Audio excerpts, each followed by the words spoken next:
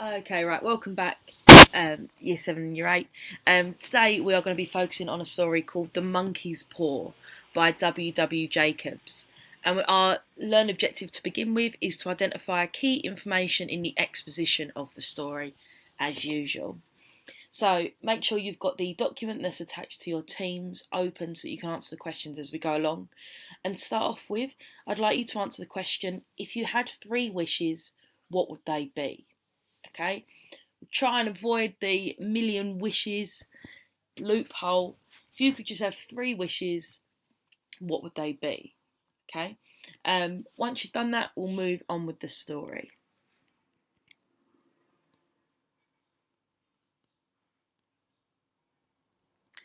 Okay, so W. W. Jacobs is an author. He's an English author, and he was writing this. I believe it was in 1902. So this is a really old story, but I think you'd be surprised as we read along that it kind of held the test of time. It's kind of lasted really well, and it's a cautionary tale. Okay, so it's telling you, it's like a warning, and it's reminding us that unintended consequences often come along even with the best intentions. So it starts off with the quotation, "Be careful what you wish for, you may receive it," by Anonymous. Part 1. Without, the night was cold and wet, but in the small parlour of Laburnum Villa the blinds were drawn and the fire burned brightly.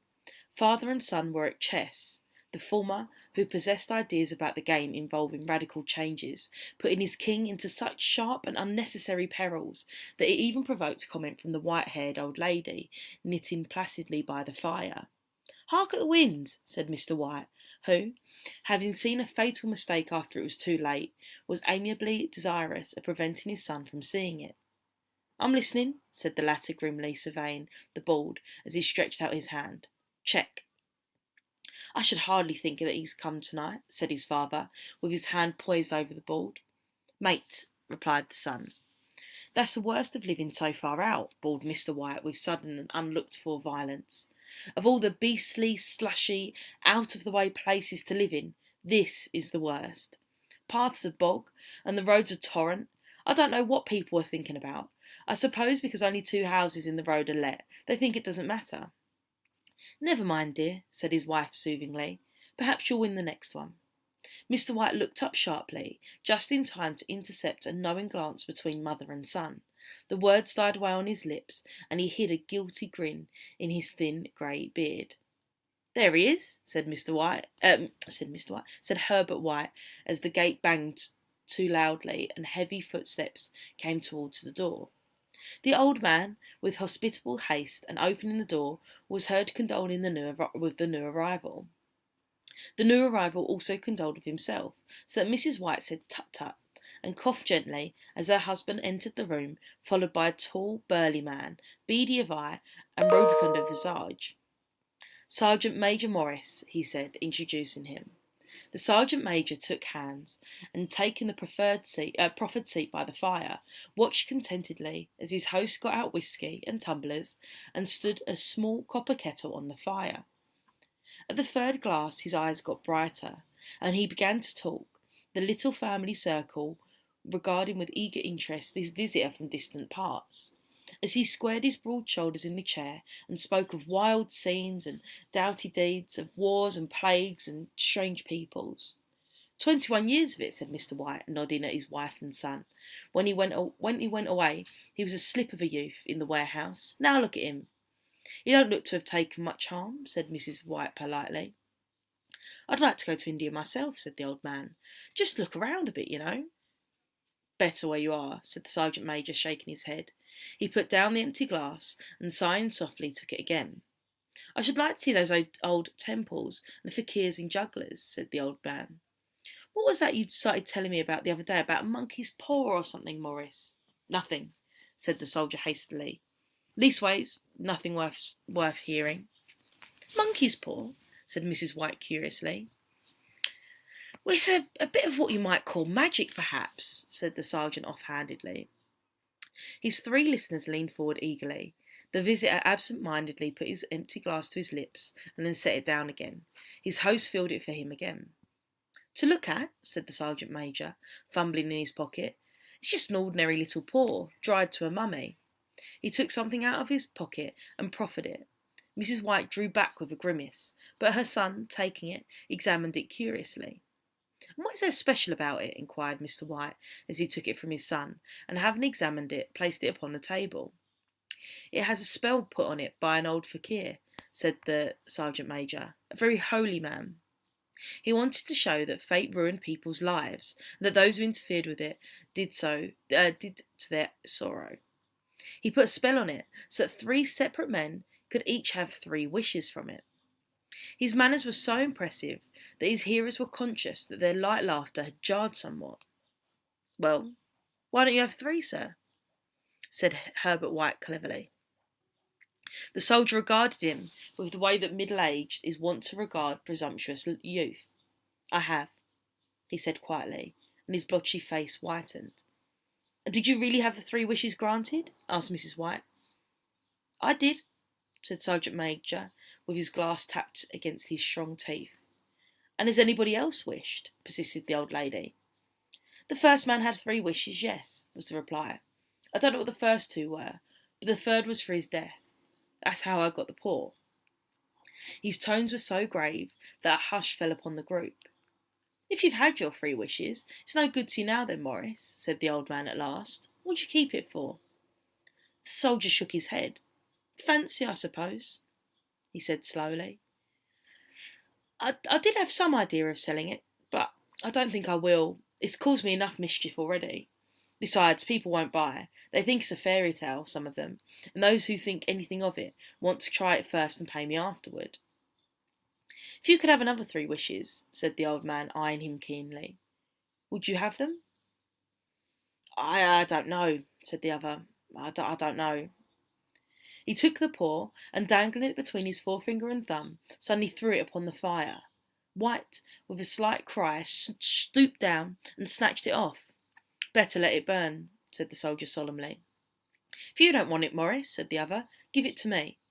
"I won't," said his friend doggedly. "I threw it on the fire. If you keep it, don't blame me for what happens. Pitch it on the fire like a sensible man." The other shook his head and examined his possession closely. "How do you do it?" he inquired. "Hold it up in your right hand and wish aloud," said the sergeant major. "But I warn you of the consequences." "Sounds like the Arabian Nights," said Mrs. White, as she rose and began to set the supper.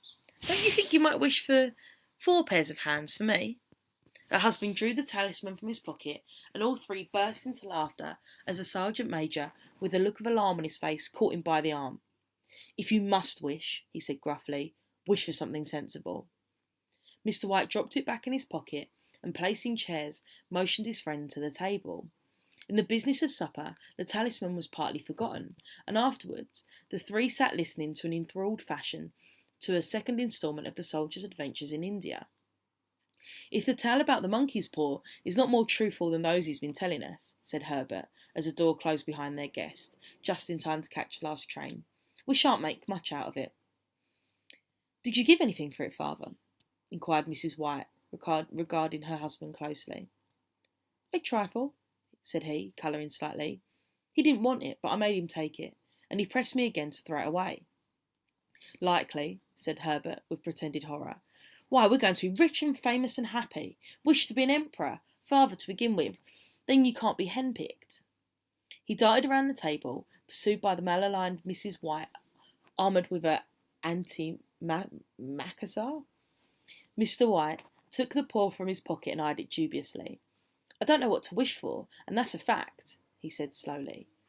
"It seems to me I've got all I want." If you only cleared the house, you'd be quite happy, wouldn't you?" said Herbert, with his hand on his shoulder. "Well, wish for £200 then. That'll just do it." His father, smiling shamefacedly at his own credulity, held up the talisman as his son, with solemn face, somewhat marred by a wink at his mother, sat down and struck a few impressive chords. "I wish for £200, said the man distinctly. A fine crash from the piano greeted his words, interrupted by a shuddering cry from the old man. His wife and son ran towards him. "It moved!" he cried, with a glance of disgust at the object as it lay on the floor. "As I wished, it twisted in my hand like a snake." Well, I don't see the money, said his son, as he picked it up and placed it on the table, and I bet I never shall. It must have been your fancy, father, said his wife, regarding him anxiously.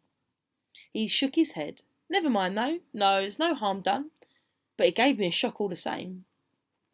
They sat down by the fire again, while the two men finished their pipes. Outside, the wind was higher than ever, and the old man stared nervously at the sound of a door banging upstairs. A silence unusual and depressing settled on all three, which lasted until the old couple rose to retire for the rest of the night. I'll expect you'll find the cash tied up in a big bag in the middle of your bed, said Herbert as he bade them good night, and something horrible squatted on top of your wardrobe, watching you as you pocket your ill-gotten gains. He sat alone in the darkness, gazing at the dying fire, seeing faces in it. The last was so horrible and so simian that he gazed at it in amazement. It got so vivid that with a little uneasy laugh, he felt on the table for a glass containing a little water to throw over it. His hand grasped the monkey's paw, and with a little shiver, he wiped his hand on his coat and went to bed. Okay, so that's our part 1 completed. So that'll be our exposition. So,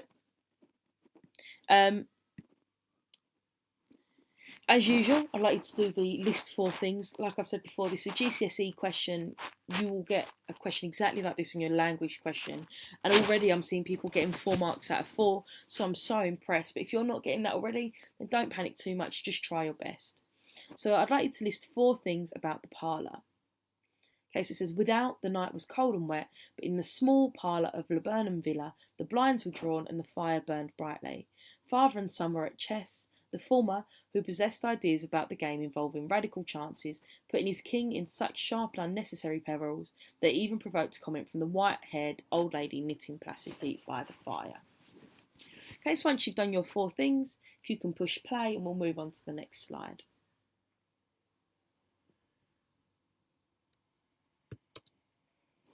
Okay, so give yourself a mark out of 4. So you can say it was small, it was in Laburnum Villa, the blinds were drawn, the fire burned brightly, father and son were playing chess, and the white-haired old lady knitting by the fire. Any of these will create a combination of 4 marks available. So give yourself a mark. If you're doing this on a document, if you can change the font to red, give yourself the mark, and then press play when you've finished.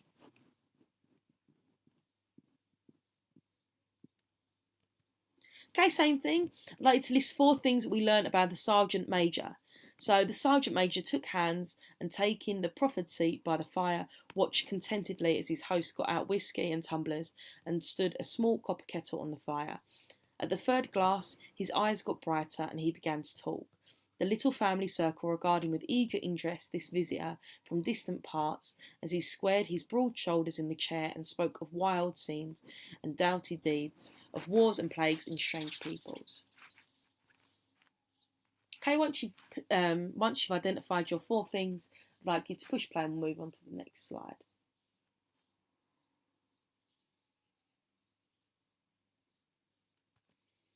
Okay, so took hands, he took the proffered seat by the fire, he watched his host contentedly, his eyes got brighter at the 3rd glass, he began to talk, he squared his broad shoulder and he spoke of wild scenes. So any of those will get you your 4 marks.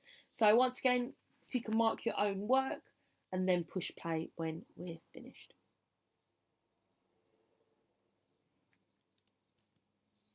Okay, so this is really short, so likely, said Herbert with pretended horror. Why, we're going to be rich and famous and happy. Wish to be an emperor, father, to begin with. Then you can't be henpecked. So what are the 4 things that Herbert said he would wish for, or he's recommended that his father should wish for? Push play once you've completed that.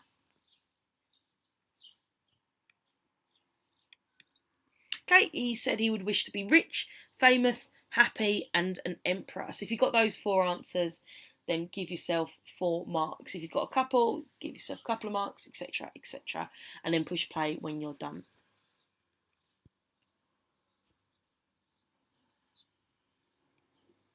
Okay, so How would you describe your feeling about the monkey's paw so far, and why do you think this? Okay, this is just your opinion. I just want to hear what you think. What is your feelings towards a monkey paw? Would you like to have the monkey paw? What do you think is going to happen with it, etc.? And once you've answered that, if you can push play, and we'll move on to the second part of the story.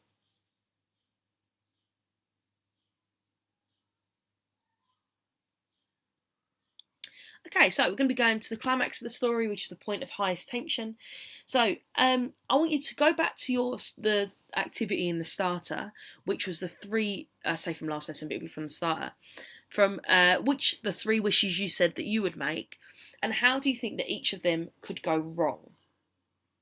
Okay, what do you think? Have you managed to make them completely foolproof? That absolutely there's no misinterpretation of your wish.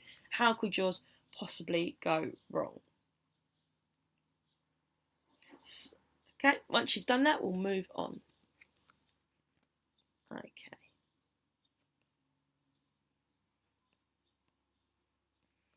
So, part 2.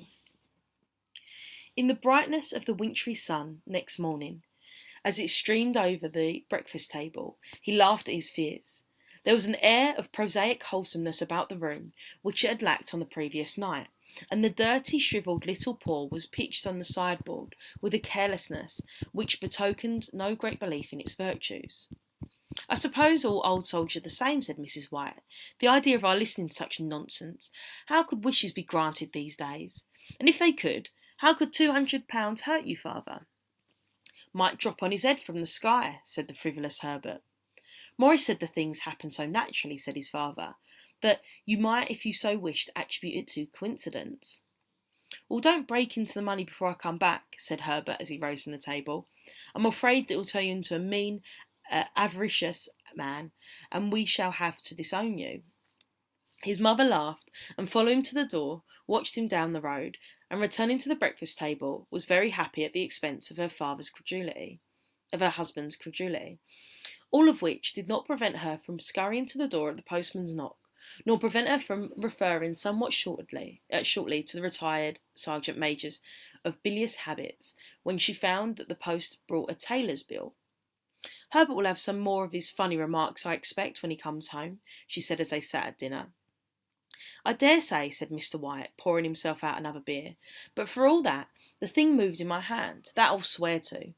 "You thought it did," said the old lady soothingly. "I say it did," replied the other. "There was no thought about it. What's the matter?" His wife made no reply.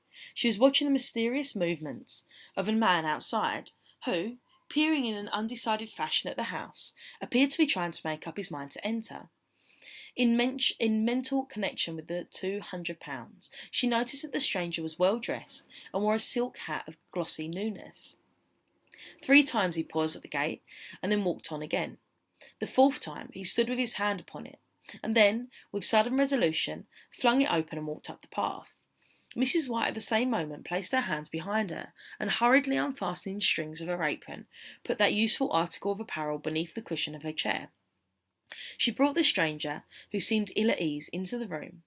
He gazed at her furtively, and listened in a preoccupied fashion as the old lady apologised for the appearance of the room and her husband's coat, a garment which she usually reserved for the garden. She then waited as patiently as her sex would permit for him to broach his business, but he was at first strangely silent.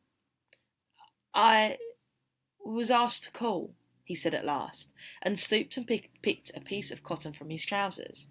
"I came from Moore and Meggins." The old lady started.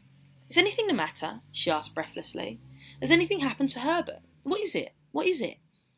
Her husband interposed. There, mother," he said hastily. "Sit down and don't jump to conclusions.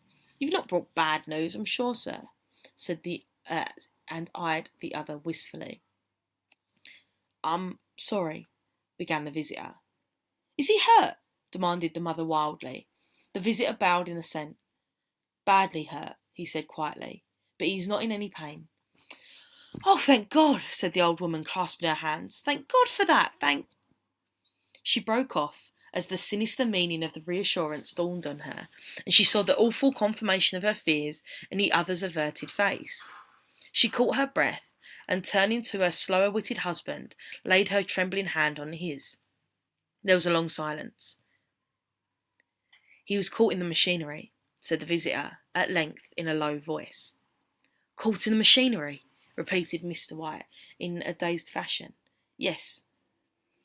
He sat staring out the window, and taking his wife's hand between his own, pressed it, as he had been wont to do in their old courting days nearly 40 years before. "He was the only one left to us," he said, turning gently to the visitor.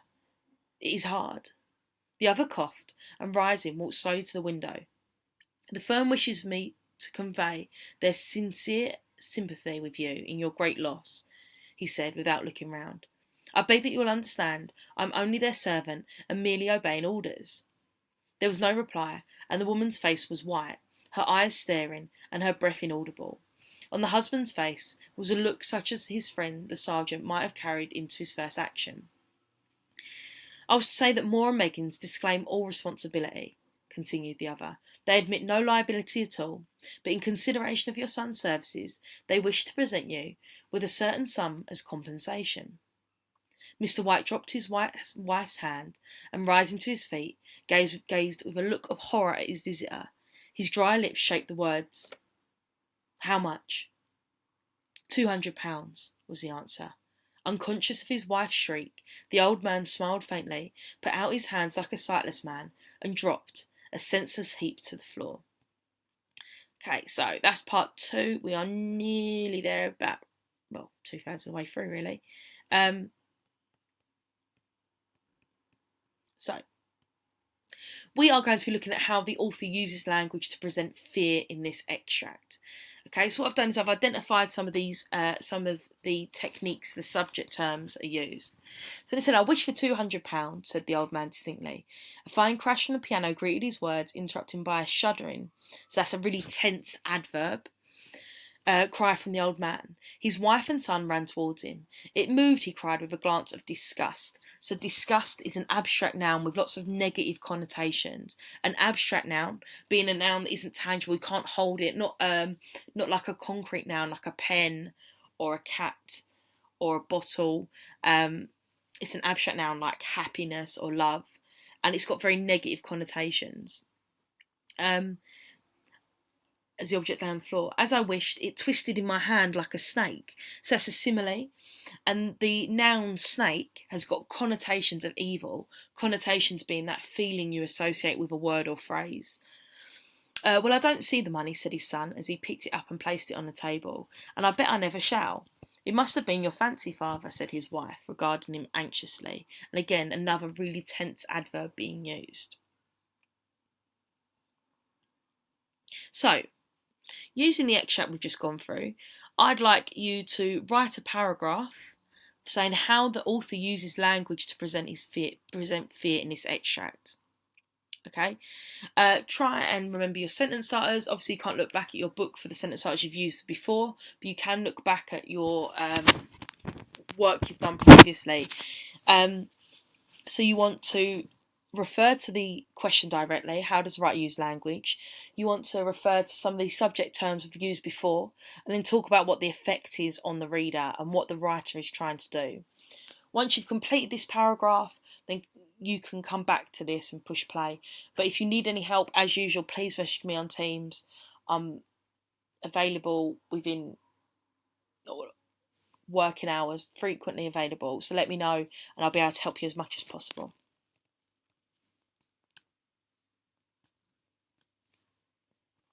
Okay, once you've done that, I'd like you to self-assessment. I'd like you to write what went well, even better if based on the following criteria. So have you made a really clear point? Have you used a quotation? Have you used subject terminology? Have you talked about the writer's intention and then the effect on the reader? So if you can do that underneath in red, that would be fantastic. And then push play once you're done.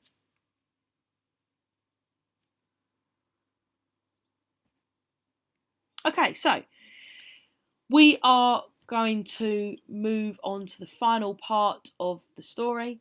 And to begin with, knowing that the monkey's paw can be tricky, would you change your initial 3 wishes? Would you make wishes at all? And once you've answered that, push play and we can move on.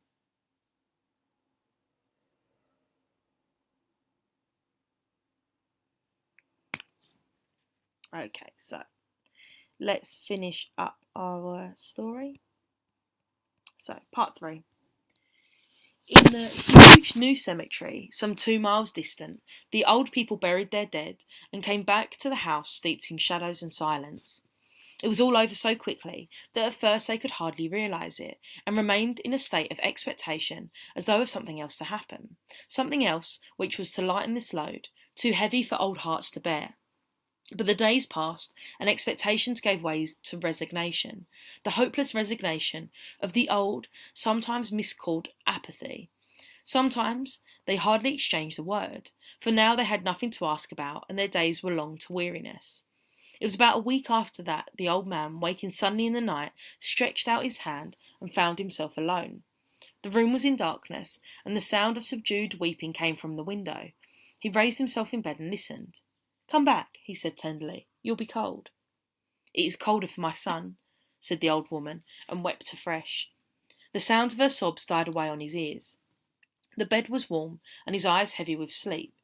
He dozed fitfully, and then slept until a sudden wild cry from his wife awoke him with a start. "The paw!" she cried wildly. "The monkey's paw!" He started up in alarm. "Where? Where is it? What's the matter?" She came stumbling across the room towards it. "I want it," she said quietly. "You've not destroyed it yet." "It's in a parlour on the bracket," he replied, marvelling. "Why?" She cried and laughed together, and bending over kissed his cheek. "I only just thought of it," she said hysterically. "Why didn't I think of it before? Why didn't you think of it?" "Think of what?" he questioned. "The other 2 wishes," she replied rapidly. "We've only had one." "Was that not enough?" he demanded fiercely. "No," she cried triumphantly. "We'll have one more. Go down and get it quickly, and wish our boy alive again." The man sat in bed and flung the bedclothes from his quaking limbs. "Good God, you're mad!" he cried aghast. "Get it," she panted. "Get it quickly, and wish. Oh, my boy, my boy!" Her husband struck a match and lit the candle. "Get back to bed," he said unsteadily. "You don't know what you're saying."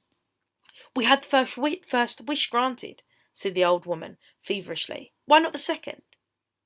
"A coincidence," stammered the old man. "Go get it and wish," cried his wife, quivering with excitement. The old man turned and regarded her, and his voice shook. "He's been dead 10 days, and beside I would not tell you else, but I could only recognise him by his clothing. It was too terrible for you to see then. How now?" "Bring him back," cried the old woman, and dragged him towards the door. "Do you think I fear the child I have nursed?" He went down in the darkness, and felt his way to the parlour, and then to the mantelpiece. The talisman was in its place, and a horrible fear that the unspoken wish might bring his mutilated son before him ere he could escape from the room seized up to him, and he caught his breath as he found that he had lost the direction of the door. His brow cold with sweat, he felt his way round the table, and groped along the wall until he found himself in the small passage with the unwholesome thing in his hand. Even his wife's face seemed to change as he entered the room. It was white and expectant, and to his fears seemed to have an unnatural look upon it. He was afraid of her.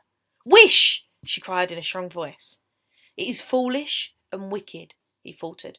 "Wish!" repeated his wife. He raised his hand. "I wish my son alive again." The talisman fell to the floor, and he regarded it fearfully. Then he sank trembling into a chair as the old woman, with burning eyes, walked to the window and raised the blind. He sat until he was chilled with the cold, glancing occasionally at the figure of the old woman peering through the window. The candle end, which had burned below the rim of the china candlestick, was throwing pulsating shadows on the ceiling and windows, until with a flicker larger than the rest it expired. The old man, with an unspeakable sense of relief at the failure of the talisman, crept back to his bed, and a minute afterward the old woman came silently and apathetically beside him.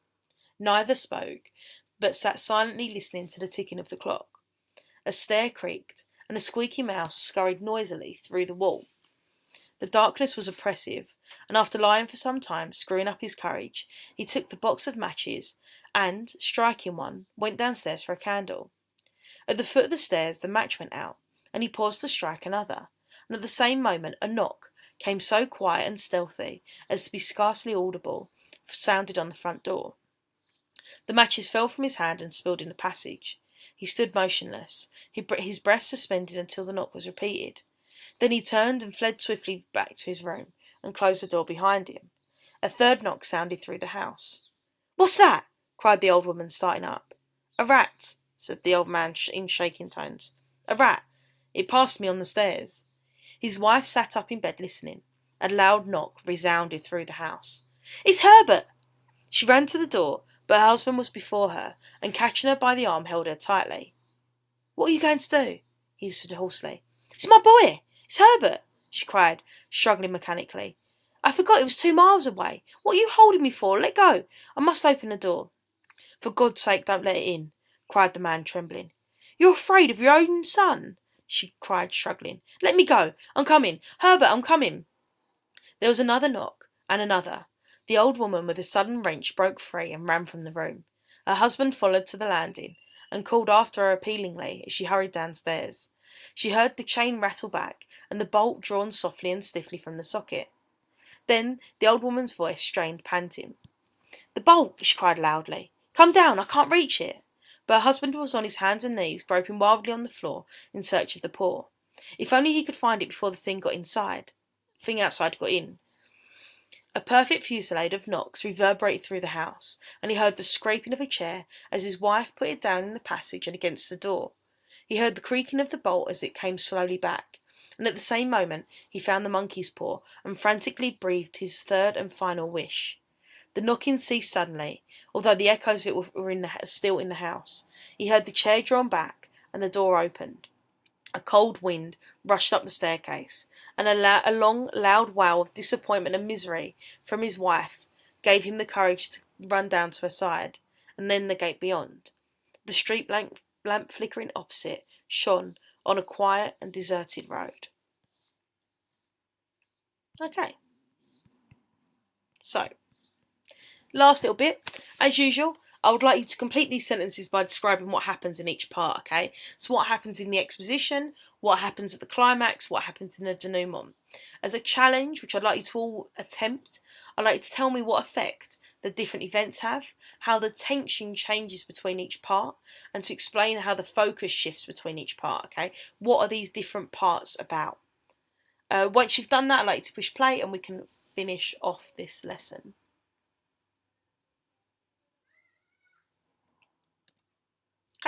So I've got a video as usual. I'll post this on the Teams group. This is kind of like a video of the story.